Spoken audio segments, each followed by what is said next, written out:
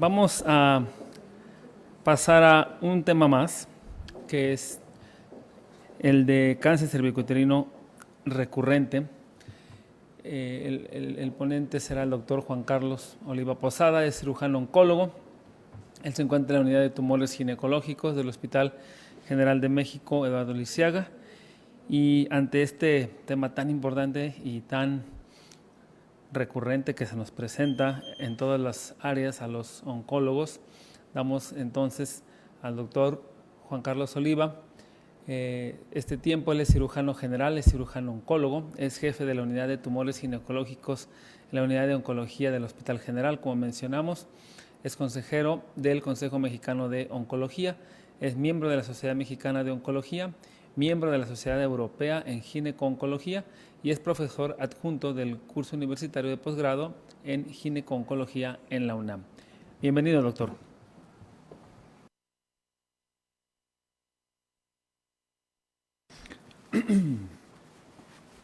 Bien, buenas tardes. Agradeciendo a la doctora Alanís la invitación y a la Comego, es un gusto nuevamente participar y ayudar al entendimiento del manejo de estas pacientes en un contexto ya más complejo, que es aquellas pacientes las cuales fueron sometidas a un tratamiento y la enfermedad regresa. Entonces, ante eso tenemos la discrepancia, el entendimiento de que existen diferentes niveles de oncología a nivel nacional. No es lo mismo una paciente que va a ser atendida en un buen hospital con recursos como es el Instituto, como es el Hospital General, como puede ser el Hospital Juárez también, el IMSS, a una paciente que va a ser atendida en un lugar donde hay un oncólogo, pero no tiene todas las estructuras para poder estudiar bien a la paciente. Entonces, para pasar las diapositivas, ¿cómo se hace? Perdonen.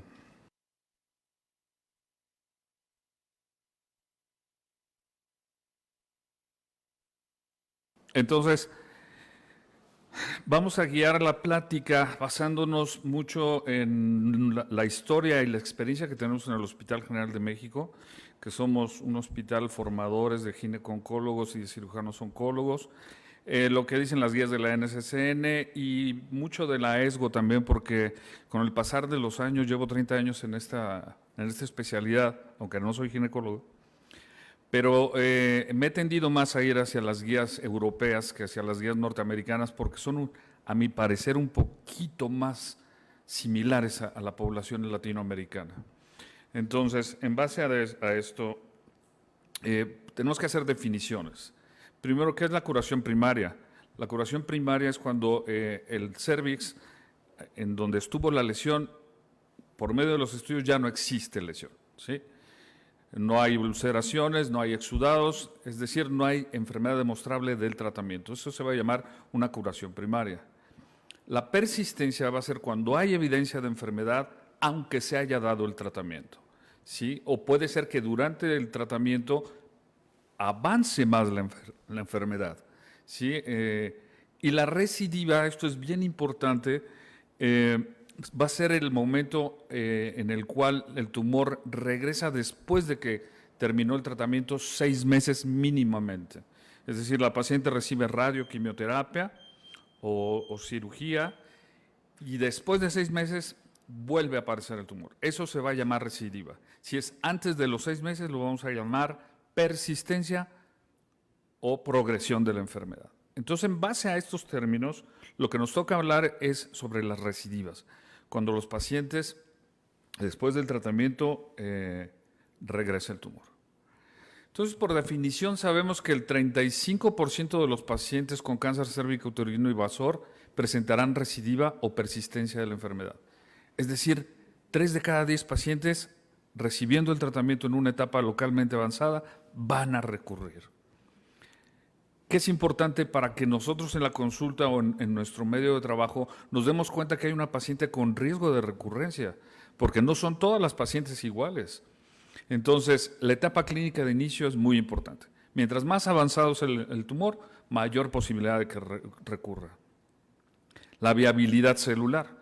Mientras el grado de diferenciación sea poco diferenciado, es un tumor más monstruo, más difícil de tratar, no va a responder a la radioterapia, no va a responder a la quimioterapia. De ahí que yo estoy un poco en contra de las guías de la NCCN, que dice que a las pacientes con alto riesgo se tienen que revisar cada 3 meses. ¿Y qué tal si la paciente ya no regresó a los 3 meses por el COVID? Va a los 6 meses. Entonces, tenemos que individualizar cada paciente. En mi opinión, pacientes con alto riesgo debe ser revisión mensual, porque las vamos a poder detectar en etapa temprana de recurrencia. Los tratamientos neoadyuvantes, saber si son completos o incompletos, y en base a esto, saber el riesgo de recurrencia. Y saber que las pacientes tienen el efecto de la radiación todavía después de 3 meses. Es decir, si vemos que en una muestra, al terminar la radioterapia, el radioterapeuta toca a la paciente y dice, sí hay tumor, va a colposcopía y dicen, híjole, se ve una celularidad muy extraña, pero no podemos definir que haya tumor, espérense a dar un tratamiento, esperen 1 o 2 meses más, porque puede desaparecer ya el tumor, porque es el efecto de la radioterapia. Y aquí voy a tocar un punto muy importante, el patólogo. El patólogo es de suma importancia para nosotros los oncólogos, porque si es un patólogo que está continuamente viendo pacientes con radioterapia, la celularidad que va a presentar estos tumores o estas muestras, a un patólogo que no tiene la experiencia va a decir, hay tumor. Mas, sin embargo, si el patólogo es un patólogo oncólogo, donde se preparó y está en contacta revisión de estas muestras, entonces él nos puede decir, ¿sabes qué? Es un efecto de la radioterapia. Entonces la paciente no va a ser sometida probablemente a un tratamiento innecesario, que eso pasaba mucho hace algunos años. Bien, entonces va a haber signos y síntomas que nos pueden orientar cuando un cáncer ha regresado después de la radioquimio o después de la cirugía. Pero cuando ya hay síntomas, ya la paciente muy probablemente está fuera de tratamiento, ya la última opción que tenemos para curar. Hay una triada que es disminución de peso, pues obviamente la paciente ya está afectada, edema de miembros pélvicos y dolor pélvico. Esto sí es importante, un exudado vaginal con mal olor. Eso es muy frecuente, que el tumor siga teniendo detritus y tenga infestación. Entonces, la paciente nos los puede referir que su flujo es un flujo maloliente por infestación de la flora bacteriana. El 15% de las metástasis son pulmonares, pero ya cuando la paciente tiene metástasis, pues ya vamos a un tratamiento ya no curativo, sino veremos más adelante. Adenomegalias supraclaviculares por el drenaje del conducto linfático torácico izquierdo y metástasis óseas. Pero no debemos de esperarnos hasta esto. Entonces, estas son las guías de la NCCN de este año, en el cual ponen esto. Yo puse en rojo, me atreví a poner un poquito en rojo lo que yo creo que también debe ser en la oncología de Latinoamérica. No podemos comparar nuestros manejos con Estados Unidos y Europa. Somos pues países diferentes y con economías diferentes. Pero entonces vean, aquí ponen examen físico cada 3 a 6 meses en una paciente de alto riesgo. A los 3 meses puede ser que no le toque nada porque la revisó el R6, que no tiene mucha perspicacia para tocar. Y ahí va a los 6 meses. Cuando llega ya a los 6 meses, ya es un tumor avanzado. Entonces, yo creo que aquí los pacientes de alto riesgo deben ser cada 2 meses o cada mes, pero tenemos que individualizarlo. La citología cervical ponen ahí anual, yo le pongo o semestral con colposcopía. No puede ser anual. Y si la paciente vive en la sierra de Oaxaca y regresa no al año 3, 4 meses. Es decir, debemos de adecuarnos a nuestra idiosincrasia y a nuestra cultura. Laboratorios de base tenemos que hacerlos a los pacientes y esto, patólogo-oncólogo. Nuestro patólogo debe ser nuestro primo hermano, nuestro compadre, nuestro mejor aliado, porque él nos va a poder decir cuando un reporte de patología está realmente con malignidad. Entonces, en base a esto, sigue la persistencia o enfermedad recurrente Y pues tenemos que hacer estudios. ¿Qué estudios haremos y qué sucederá? La localización de las metástasis posterior a la histerectomía total radical, el 27% de las pacientes va a ser en el tercio superior de la vagina. Y entonces, ¿qué sucede con esto? La paciente ya viene con un trauma psicológico sexual. ¿Por qué? Porque por el sexo contrajo el virus. Y entonces muchas de estas mujeres ya no quieren tener relaciones sexuales, ya no quieren saber nada de la sexualidad. ¿Y qué pasa con la vagina de estas pacientes radiadas? Se cierra. Y entonces tenemos que indicarles consoladores, dilatadores vaginales, y pues no lo hacen. No lo hacen por cuestiones de idiosincrasia. Se nos cierra la vagina. Y al cerrarse la vagina, ya no tenemos cómo revisar la zona donde el 27% de los tumores regresa. Solo nos va a quedar el parametrio por tacto rectal. El 6% en el tercio inferior de la vagina, el 43% a los parametrios, incluyendo la pared pélvica. La doctora que anteriormente refirió el ultrasonido transrectal, es lo que están utilizando en Europa, el ultrasonido transrectal para ver la infiltración del parametrio. Y el 16% de las pacientes van a recurrir a zonas distantes y el 8% a zonas desconocidas. Entonces, para la evaluación diagnóstica, seguimos con la clínica. Tenemos que obligadamente confirmar que hay una recurrencia. No podemos operar o tratar a una paciente con una sospecha digital o por tacto. No, tenemos que tener la biopsia que nos diga es un cáncer. Hay cáncer todavía, pero ojo con los 3 meses de radioterapia que puede existir después del tratamiento. A estas pacientes se les va a hacer una cistoscopía, una sigmoidoscopía, resonancia magnética, tomografía o PET-CT. En el mejor de los casos, en Estados Unidos, en ENCAN, en el Hospital General, en el Juárez, pero en otros lugares que no tienen esto, tenemos que adecuar cuál de estos estudios nos es adecuado para dar una decisión de la paciente. Pero el más importante, confirmación histológica. Si no hay confirmación histológica que hay recurrencia del tumor, no podemos legalmente hacer algún tratamiento. Entonces, aquí las guías nuevamente nos ponen PET-CT, tomografía axial computarizada o resonancia magnética. Entonces, pues nos sirven para detectar estas lesiones metastásicas en pulmón o a nivel del hígado, que no es infrecuente, o a nivel pulmonar o a nivel cerebral. Hay pacientes que ayer en la consulta llegó una paciente que está recibiendo tratamiento de radioterapia con parálisis facial. Esa paciente hay que estudiarle el cerebro, no porque le haya dado un aire. ¿Por qué está presentando una parálisis facial? Y la otra es, ¿cómo nos pueden ayudar? En el caso A es la tomografía que nos puede decir aquí hay un tumor, una recurrencia en el cérvix, pero si le pedimos un PET hay un aumento en el metabolismo de estas células y la resonancia magnética pues nos puede dar mayor información. Entonces, tenemos que adecuar qué tipo de estudio tenemos a la mano. Si le vamos a pedir un PET y el PET vamos a tardar 3 meses para poder tener el resultado, imposible, no es el estudio de elección. Sí lo tenemos.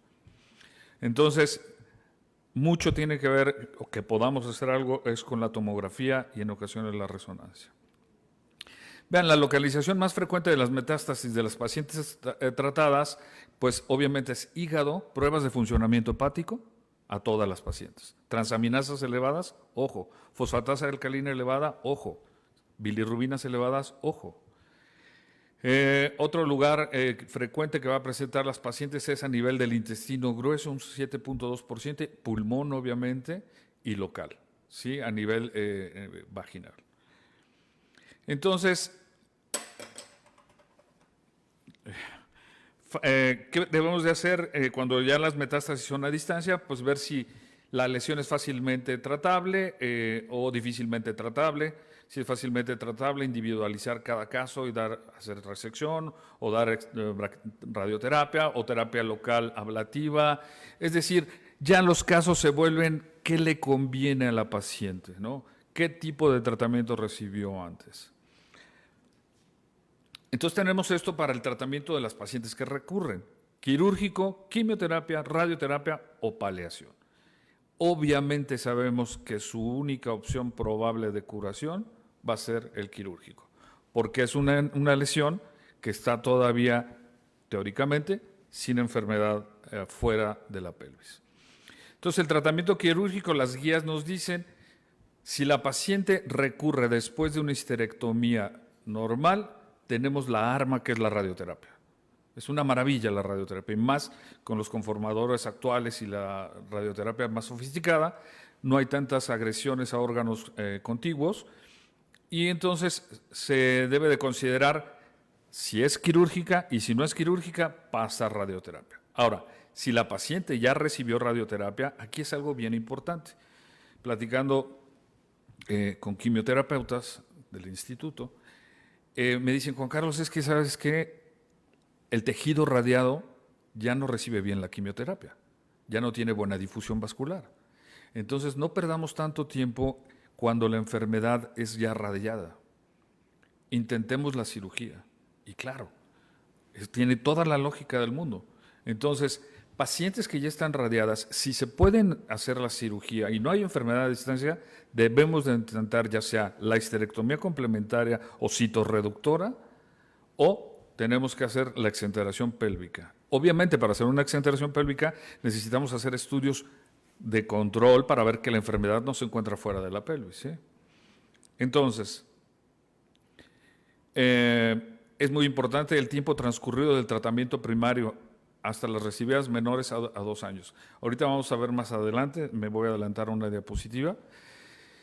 Entonces, podemos hacer una histerectomía de salvamento o una exenteración pélvica. Hay tipos celulares como es el adenocarcinoma. Ese tumor, como es una glándula, no responde bien a la radioterapia, quimioterapia, y muchas de las pacientes nos recurren. En el Hospital General tenemos casi estandarizado paciente con adenocarcinoma, meterla a una cirugía reductora de riesgo, así le llamamos. ¿Por qué? Porque esa paciente tenemos artículos demostrados por medio del doctor Torres Lobatón, en los cuales se ha demostrado que el adenocarcinoma recurre, y recurre fácilmente, entonces a esas pacientes las citorreducimos de riesgo. Entonces, debemos de tomar anatómicamente que este es el útero, estos son los ovarios, esta es la vejiga y este es el recto. Y aquí sería la lesión donde se está trabajando. Entonces, sabiendo esto, si vamos a hacer una cirugía de histerectomía radical, pues tener precauciones con vejiga, porque ese órgano ya está pegado por las radiaciones, o el recto. Entonces, de ahí es donde entramos los cirujanos oncólogos, obviamente a participar junto con los gineco-oncólogos para estos tratamientos quirúrgicos, que muchos de los gineco-oncólogos que salen de las instituciones, de nuestras gloriosas instituciones, salen preparados para hacer este tratamiento. Pero vean, algo bien interesante anatómicamente, esta es la vejiga, esto es el cuello uterino y esto es el recto. Y lo que ven en blanco es la fascia endopélvica. La fascia endopélvica es por donde viaja el cáncer cervicuterino. Por eso infiltra los parametrios, que es esto, es el parametrio, pero esto se queda muy pegado. Se pega la vejiga al cervix. Entonces, si tenemos un tumor mayor de 2 centímetros, pues tendremos que decirle a la paciente que probablemente en el acto quirúrgico haremos una exenteración pélvica. Le quitaremos la vejiga, porque tenemos el riesgo primero de perforar. Perforar una vejiga es dejar un orificio perpetuo. Y segundo, tenemos el riesgo de dejar tumor. Y entonces, ¿de qué sirve una cirugía en la cual la paciente va a acabar con un estoma, va a tener unos cambios psicológicos importantes, si va a recurrir a la enfermedad?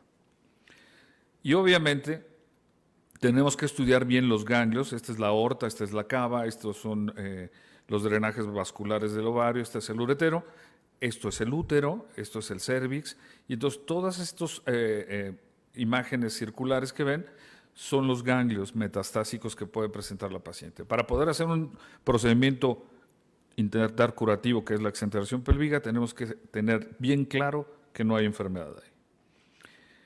Entonces, para tomar la decisión de una cirugía tan radical de la paciente, tenemos que ver que la recurrencia sea central y recurrencias de pared lateral que no estén pegadas a la pelvis. Pero veremos los criterios adelante. Que el tumor sea menor de 4 centímetros, que no haya recurrencia ganglionar, el tipo de diferenciación histopatológica y que hayan pasado por lo menos más de un año de que se le dio las radiaciones. En base a esto, Shigelton y Hatch hicieron una clasificación en base a la adherencia hacia la pelvis, que el tumor fuera, aquí lo ponen menor de 3 centímetros, y el intervalo. Y ahí lo dividieron en riesgos. Riesgo bajo, la paciente que el tumor es menor de 3 centímetros, que no hay adherencia a la pelvis, y que sea más de un año de que recibió el tratamiento, cirugía o radioterapia.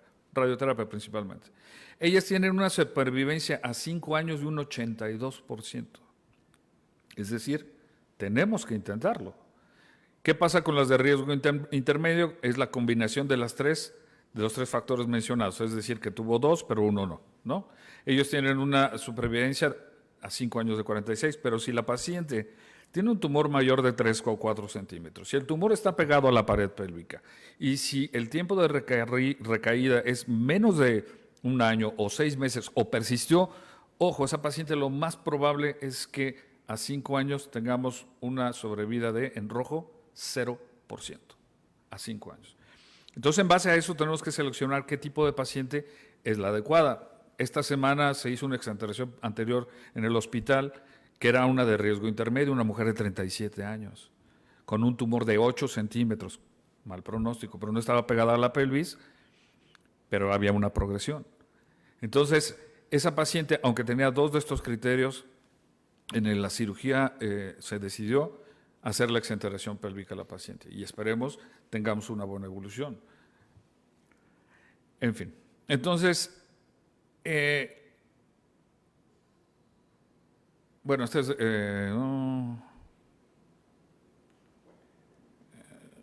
esto no es de mi presentación. Bueno, son todos los artículos que se han publicado en el Hospital General sobre exenteración pélvica, tratamiento quirúrgico de cáncer cervicuterino, histerectomía radical, exenteración pélvica. Vean, 252 casos del doctor Rodríguez Cuevas, que fue quien lo hizo importante a nivel internacional.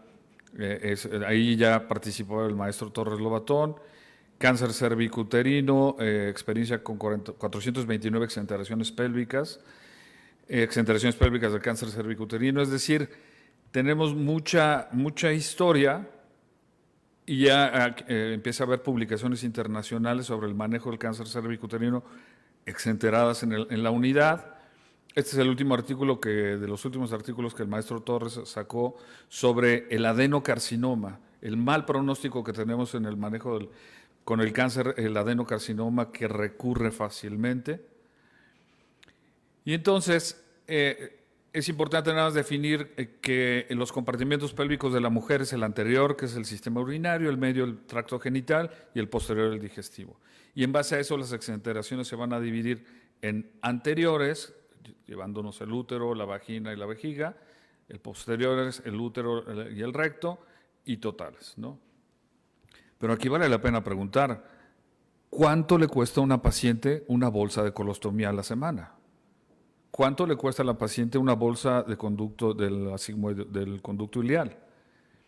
Entonces, algo que hacemos mucho en el hospital es antes una interconsulta psico-oncología y ver si la paciente es candidata para esto, porque hay pacientes que a nivel nacional les cuesta aproximadamente 1,000 pesos mensuales, siendo que eso es lo que tienen para vivir.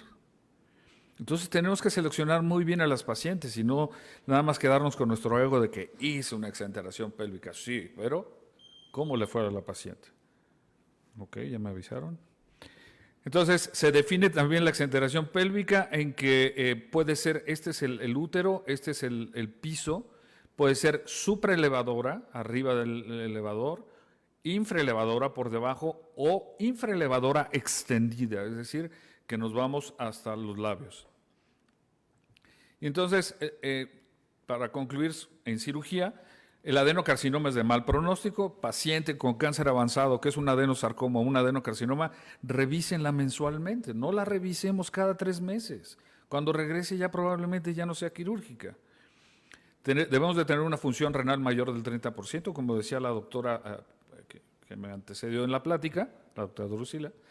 En el Hospital General, 2 pacientes a la semana nos llegan con insuficiencia renal y tenemos que hacer nefrostomías. todas las semanas, es algo continuo a nivel nacional, que las pacientes lleguen a medicina interna por insuficiencia renal y ya nos piden interconsulta. Evaluación psico-oncológica de la paciente, apoyo posoperatorio es bien importante porque luego las pacientes no tienen familia. Entonces es una cirugía muy mórbida y no va a haber quien la apoye. El nivel cultural y económico deben de ser permisibles estas pacientes. Realizar en hospitales con la infraestructura adecuada, es decir, que tengan banco de sangre, que tengamos transoperatorios y la colaboración de un equipo, cirujanos, oncólogos, gineco-oncólogos y anestesiólogos oncólogos también, aparte de los patólogos.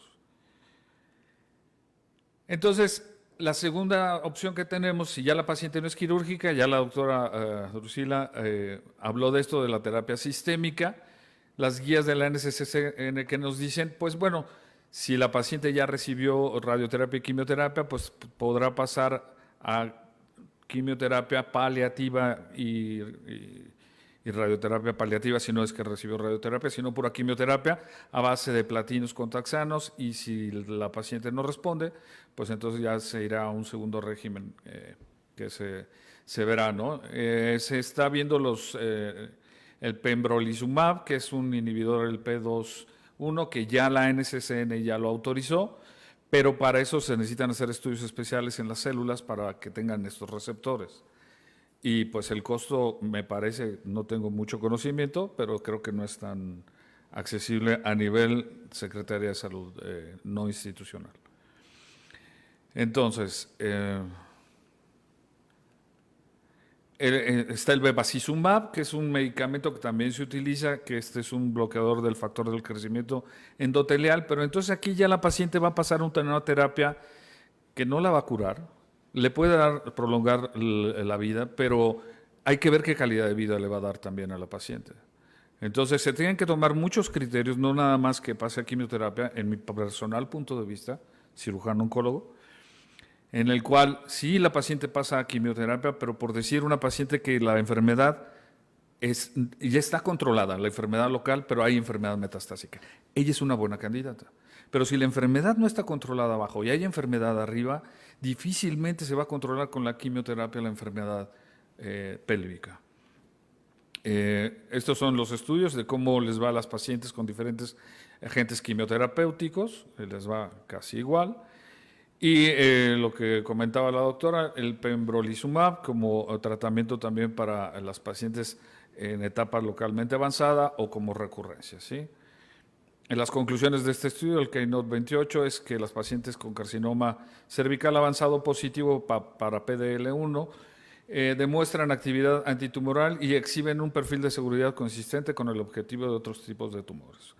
Por lo cual la FDA lo aprobó como tratamiento en las pacientes con enfermedad metastásica. Hay varios estudios, no me voy a detener, la doctora ya habló sobre ellos y los refirió.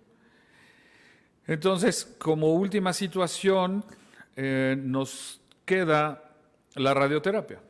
Como las pacientes que ya fueron operadas y que no han recibido radioterapia, pues vamos a darle radioterapia, es una muy buena opción cuando la enfermedad regresó localmente. Pero si ya le dieron radioterapia a la paciente, volver a radiar el tejido es realmente un poco indicado, ¿no? Y mucho va a depender el tipo de aparato que tengan en la institución. Digo, todavía en la provincia siguen existiendo los cobaltos, que es una quemazón impresionante. Entonces, mucho dependerá si es una institución, por decir, ya, me dijeron que ya. Entonces, si la institución es una institución que tiene buenos aparatos, claro, intentar una reradiación. Como este es aquí el caso, la paciente tiene la enfermedad, aquí vemos, la enfermedad, esta es la vejiga, este es el recto, le dieron radioquimioterapia y la enfermedad respondió, que no es la mayoría. Se puede dar radioterapia convencional más baraquiterapia cuando la paciente no ha recibido tratamiento. Y hay que tomar en cuenta la toxicidad de la radioterapia cuando ya recibió tratamiento. Estos son todos los artículos que demuestran la eficacia de la radioterapia en pacientes que no habían recibido tratamiento. Y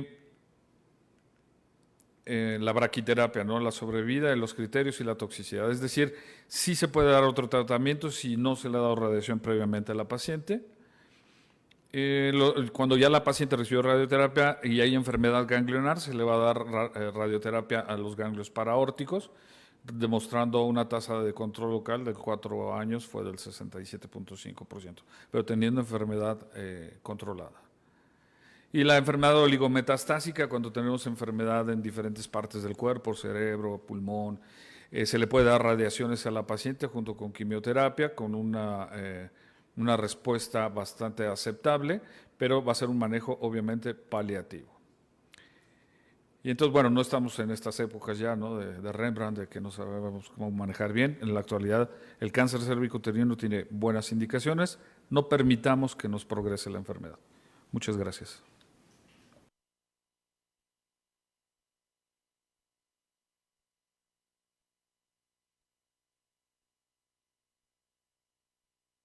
Damos muchas gracias también al doctor Juan Carlos Oliva Posada. Tenemos toda esta actualización que él nos ha dado y le entregamos su constancia de esta ponencia. Gracias, muchas gracias por ser profesor, doctor. Gracias. Ahora vamos a pasar a una parte final interesante, importante, en la que tendremos una mesa de discusión. Vamos a pedir por favor a la doctora Denise, al doctor Pareja, que nos está acompañando en línea, a la doctora Cetina y al doctor Oliva, para una mesa de discusión con algunas inquietudes, algunas preguntas que se nos han hecho llegar. Y quisiera yo leer algunas de las que tenemos en el tiempo que se nos da. Fíjense que tenemos aquí una pregunta, tal vez por ahí el doctor Pareja que nos habló, pero digo, todos, por favor, si nos gustan ayudar, todos participar. ¿Qué opinión tendríamos en el cáncer cervicuterino con la criopreservación de óvulos y en qué pacientes estaría recomendado? Ya ven que ahora está muy en boga todo esto de la biología de la reproducción, ahí nos enlaza un poco con ellos. No sé. Yo creo que esta pregunta es para el doctor Pareja, porque él habla de fertilidad. Doctor René. Sí. En el escenario ideal, estas pacientes deben ser manejadas con el especialista en infertilidad.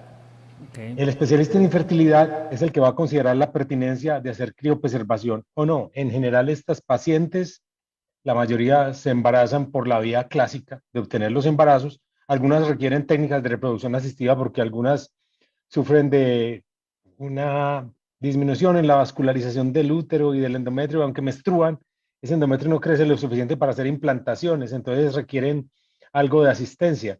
Tal vez reproducción asistida, algunas hacen estenosis, hay que dilatarlas. Entonces es el especialista en infertilidad quien define si se va a hacer la recuperación de ovocitos, etcétera, etcétera.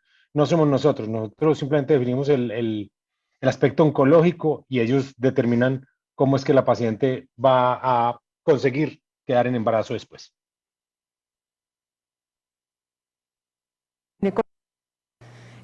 Siempre evaluar en qué paciente se va a hacer el tratamiento preservador de fertilidad, la edad que tiene, y antes de hacer un tratamiento preservador de fertilidad debemos trabajar en conjunto con los biólogos de la reproducción para saber la reserva folicular que tiene, si no tiene otro factor que nos interrumpa la fertilidad, porque es un tratamiento pues bastante, cumple muchos criterios exquisitos y para llevarlo a cabo requiere mucha exigencia de los cirujanos para lograr ese objetivo de que no nos vaya a recurrir y que tenga todo lo demás de infertilidad, que no nos vaya, o sea, que sí se vaya a poder embarazar a posteriori, ¿no? Correcto. Entonces, creo que esto debe ser en conjunto, llegar a esta excelencia de tener tratamientos conservadores, previa valoración de un biólogo de la reproducción que nos asegure que no tiene ningún otro factor que nos impida el embarazo.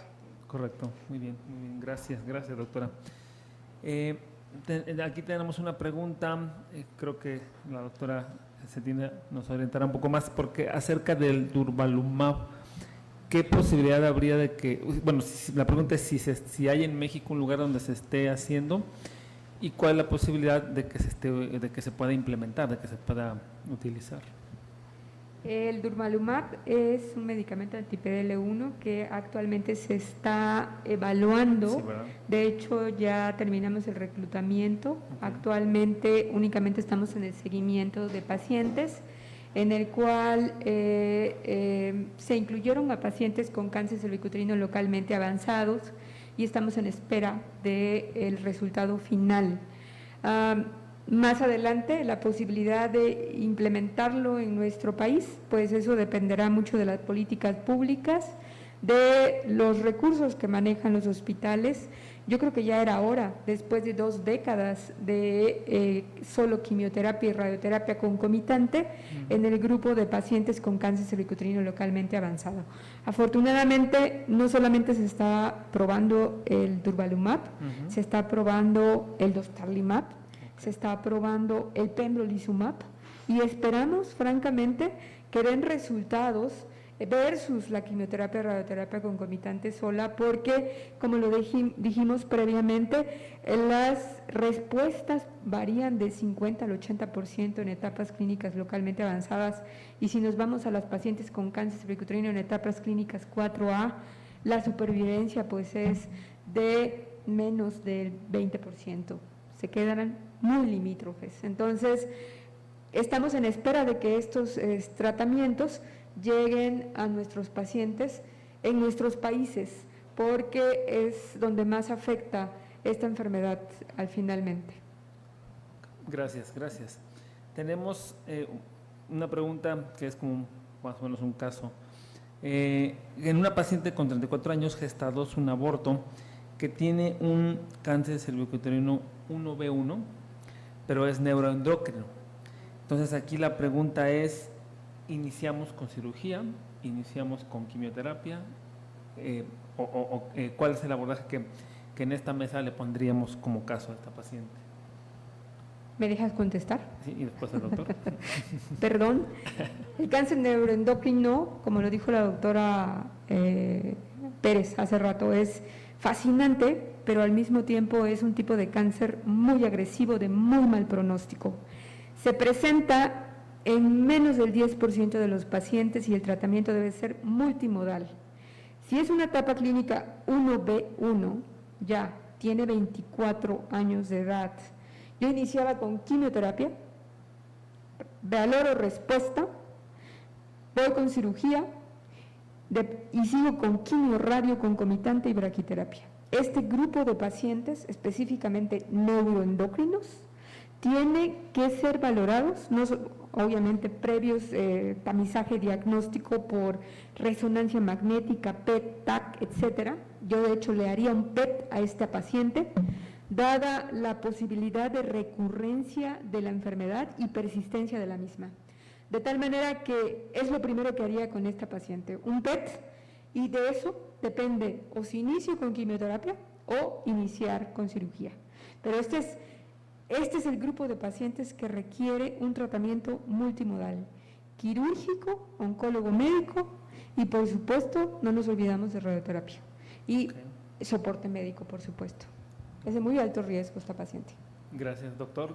Sí, el PET es básico en el neuroendocrino, pero hay que tomar en cuenta que no es con FDG el PET, es con un material especial para el neuroendocrino.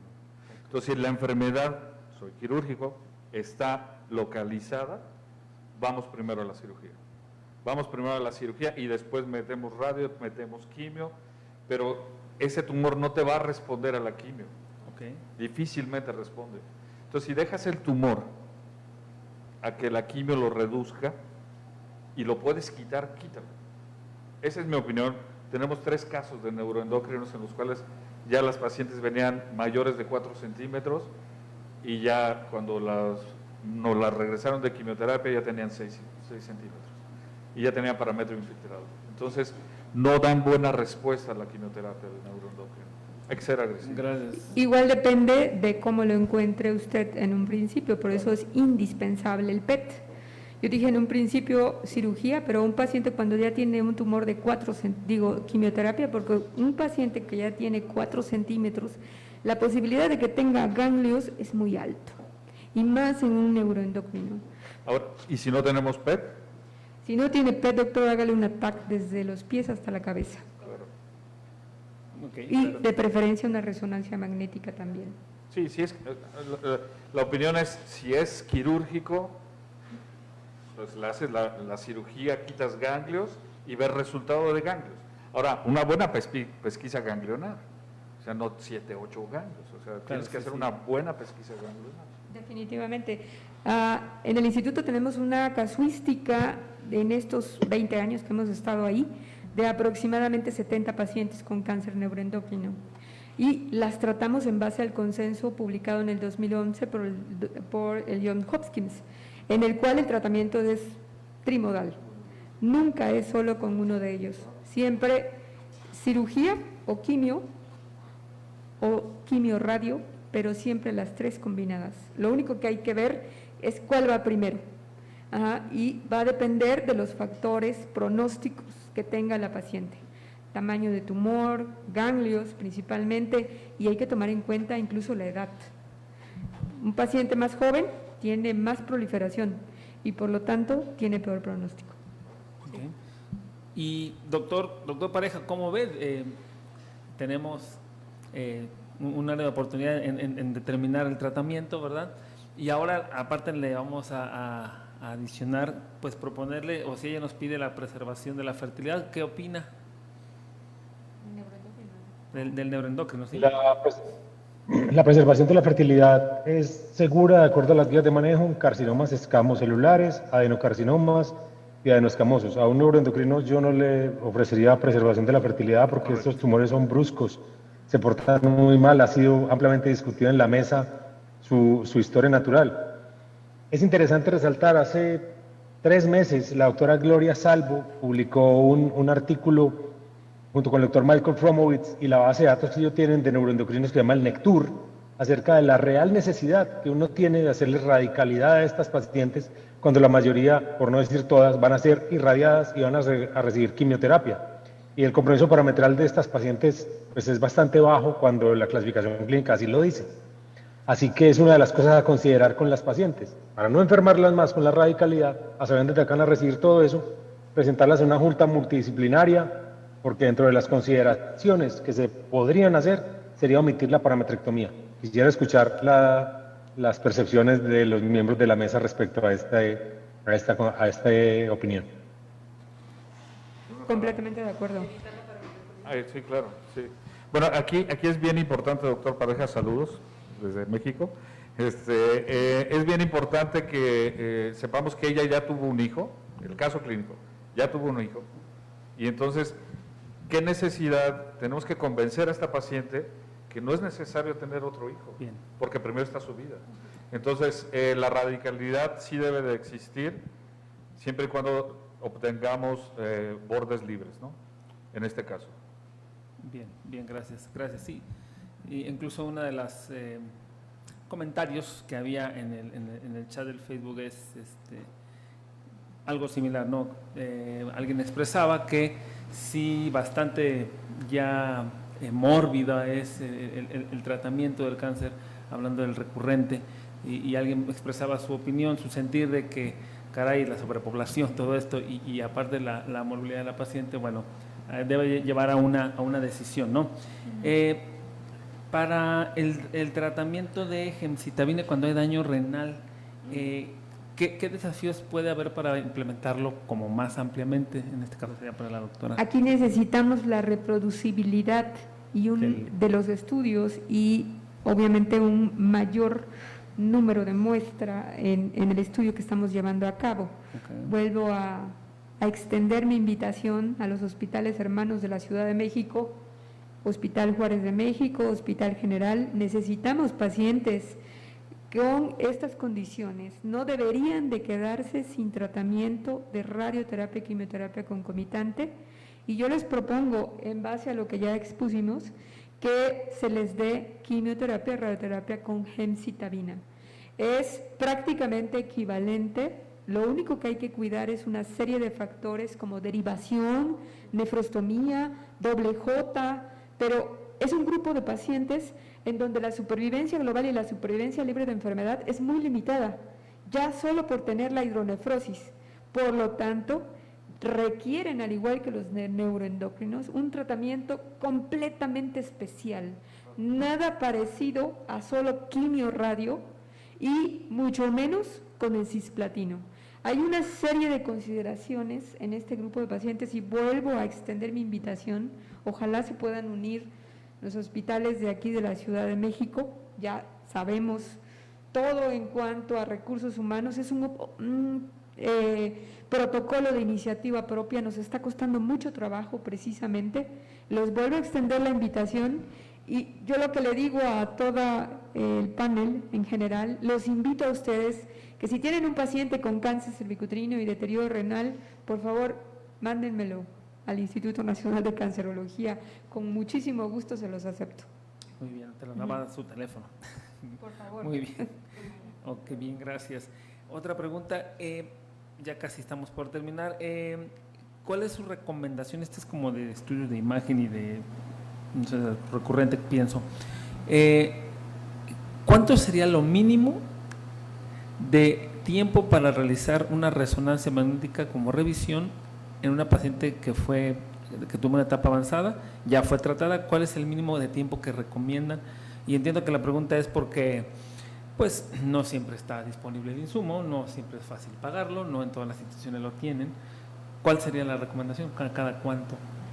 Las guías marcan que sea de 3 a 6 meses y la mayoría, o sea, si la clínica te deja tranquilo de decir, no veo un tumor macroscópico, parece que sí hubo respuesta, puedes esperar 6 meses para no tomar una conducta errónea de decir no hubo respuesta y hacer una cirugía no necesaria, ¿no?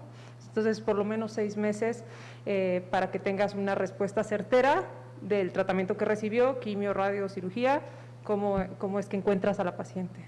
Ok, gracias. Aquí me gustaría puntualizar algo más. En el grupo de pacientes que tienen persistencia o recurrencia de la enfermedad, es vital una resonancia magnética por el tratamiento que consiste en quimioterapia más bevacizumab. Aquí evaluamos si el paciente recibe o no recibe bevacizumab, que es el tratamiento estándar de las pacientes con enfermedad metastásica local, recurrente, persistente. Entonces, la resonancia magnética es vital en ese grupo de pacientes. Gracias. Buena pregunta. Gracias. Aquí otra pregunta, tal vez el doctor Pareja nos ayude también, es sobre cuál es la tasa o la frecuencia del aborto después de traquelectomía. Entendemos que son cirugías que tienen una importante morbilidad, entonces, ahí en su experiencia, doctor. Sí, más que la tasa de abortos, es la tasa de pérdidas en el segundo trimestre, que triplica la de la población general, y es una de las cosas que uno tiene que discutir con las pacientes, porque hacen más ruptura prematura de membranas ovulares, y también los desenlaces perinatales son más malos porque hacen más partos pretérminos. No hay ningún artículo que referencie que estas pacientes realmente aborten más, a menos que se hace la traquelectomía como ha pasado en el primer trimestre del embarazo de manera inadvertida. Eso es lo que tengo para decir, es un asunto para discutir con las pacientes.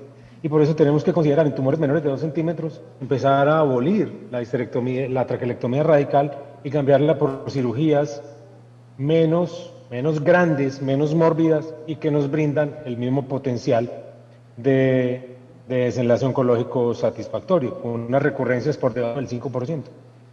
Ok, muchas gracias, doctor. Y una última pregunta, es en cuanto a exenteración, doctor Oliva, si la pregunta es si se están realizando cada vez menos exenteraciones en México y cuál sería una de las razones. Yo veo igual, el índice de exenteraciones no ha disminuido, Okay. no ha disminuido. En sí,